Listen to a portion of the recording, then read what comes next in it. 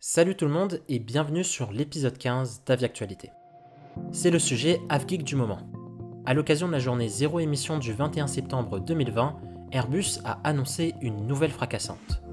L'avionneur toulousain a présenté le projet ZeroE qui vise à mettre en service un avion commercial neutre en carbone d'ici 2035.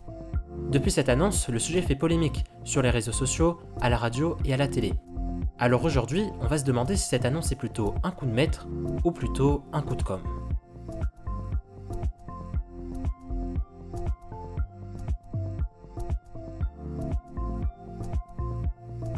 Ce projet ZeroE pour Zero Emissions se concentre sur 3 pistes de recherche qu'Airbus a identifiées comme étant prometteuses pour construire un avion neutre en carbone d'ici 2035.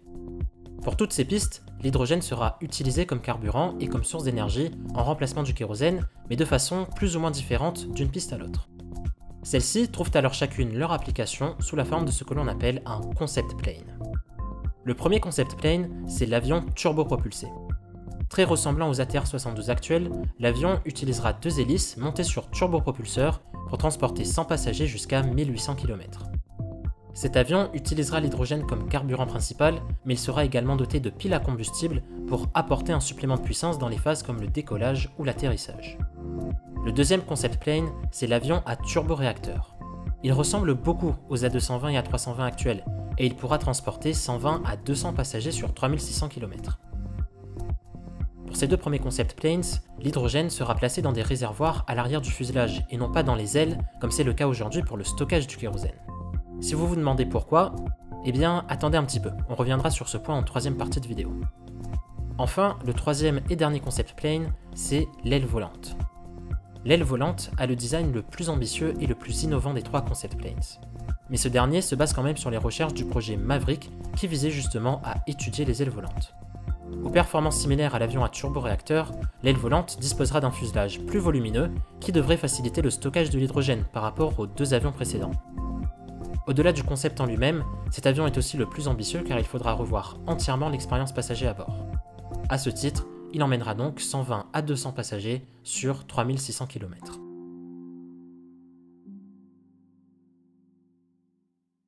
Cette annonce, je ne vous cache pas qu'elle est extrêmement ambitieuse. Cela fait plus de 200 ans que nos modes de transport sont basés sur le pétrole, et avec ce projet, Airbus déclare pouvoir quasiment se séparer de cette source d'énergie en à peine 15 ans. C'est un défi technologique incroyablement grand, mais l'avionneur européen semble malgré tout avoir déjà bien préparé son plan de vol.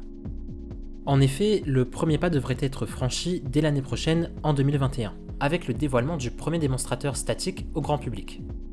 2 ans plus tard, en 2023, le programme de démonstrateur volant devrait être lancé.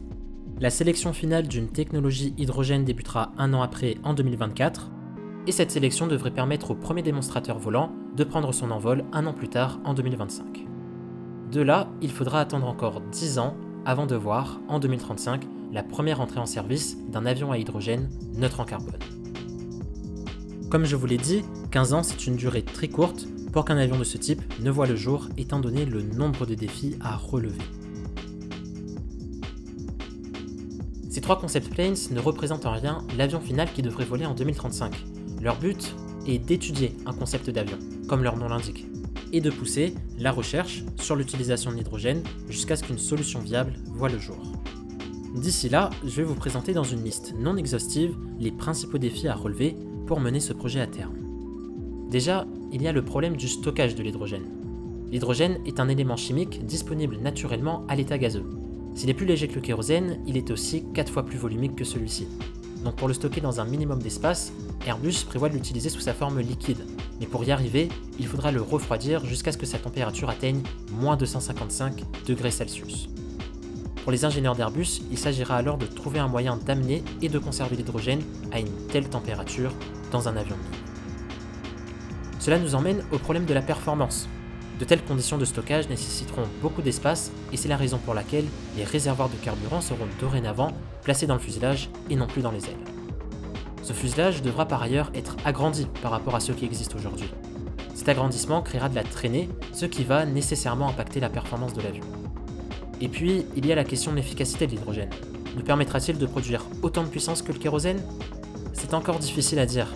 Il semble du coup que les avions à hydrogène voleront moins loin et moins vite que les avions actuels. Mais ce n'est pas grave, puisqu'il devrait diminuer les émissions de CO2 du transport aérien, non? En fait, encore une fois, c'est difficile à dire à cause de deux autres problèmes. Vous avez certainement dû le constater par vous-même, aucun de ces concept planes ne volera au-delà des 4000 km. On va donc continuer d'utiliser le kérosène sur les vols long courriers. Or, ces mêmes vols long courriers sont responsables de plus de 50% des émissions de CO2 du transport aérien, ne serait-ce qu'en France. La question de l'impact climatique de l'aviation est donc encore très loin d'être résolue. Et puis je finirai par le problème du renouvellement des flottes actuelles. Ces avions seront-ils vendus à un prix compétitif? Les gouvernements aideront-ils les compagnies aériennes à s'en procurer? À quelle cadence Airbus pourra-t-il produire ces avions neutres en carbone? Encore tant de questions sans réponse. Dans la thématique de la pollution, prenez par exemple EasyJet, qui a déclaré qu'elle serait prête à acheter l'avion à hydrogène dès qu'il sera disponible. Or, EasyJet vient d'entamer le renouvellement de sa flotte par des avions de la famille A320neo. Ces derniers ne seront pas encore en fin de vie au moment de l'arrivée d'un hypothétique aéronef à hydrogène. Si la compagnie britannique se sépare à ce moment-là des Neo, ces avions seront alors obsolètes et leur démantèlement pourrait constituer en soi une forme de pollution pour les pièces qui ne seront pas recyclées ou réutilisées. Bref, la liste est encore longue, sans oublier qu'il faut encore identifier les risques spécifiques liés à l'hydrogène et redesigner en conséquence entièrement les procédures de refueling, d'utilisation du carburant pour les aéroports, pour les pilotes et j'en passe. Mais on comprend désormais beaucoup mieux pourquoi une telle annonce est très ambitieuse et pourquoi elle fait tant polémique.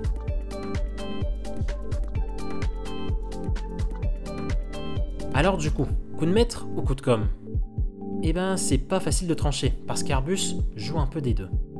C'est un projet ambitieux, mais l'avionneur a démontré par le passé sa capacité à innover avec le Concorde ou même l'A380. Des milliards d'euros seront nécessaires, mais on peut donner à Airbus le mérite d'essayer. Donc, de ce point de vue-là, c'est plutôt un coup de maître. Cependant, de l'autre côté, on a vu aussi que même si un avion neutre en carbone entre en service en 2035, l'impact climatique du transport aérien ne changera pas du jour au lendemain. Donc, de ce point de vue-là, c'est aussi un peu un coup de com'. Pour la fin de cette vidéo, je vais laisser un peu plus libre cours à mon avis personnel. Pour le coup, je pense que l'on verra bien en 2035 un avion à hydrogène, mais il ne faut pas s'attendre à quelque chose d'extraordinaire. Selon moi, on verra un aéronef qui sera proche du concept plane de l'avion turbopropulsé. Pourquoi? Alors déjà, parce que, toujours selon moi, le concept plane d'aile volante représente un bond technologique beaucoup trop important pour avoir une application concrète et fonctionnelle dès 2035. Et puis ensuite, parce que la plupart des avions commerciaux neutres en carbone qui existent actuellement se rapprochent beaucoup plus de l'aéronef turbopropulsé. On a donc déjà un peu d'avance dans ce domaine, ce qui fait que ce concept plane est le plus pragmatique des trois, toujours selon moi. Les paris sont pris, je vous donne maintenant rendez-vous dans 15 ans pour voir ce qu'il en est réellement. D'ici là, écoutez, je serais ravi d'entendre ce que vous avez à dire sur la question, donc surtout n'oubliez pas de lâcher un petit commentaire auquel je me ferai un plaisir de répondre. Je vous laisse aussi quelques liens dans la description si vous souhaitez creuser un peu le sujet. Allez, je vous dis au revoir, on se retrouve très bientôt sur Informe Aéro pour de nouvelles vidéos. Bye!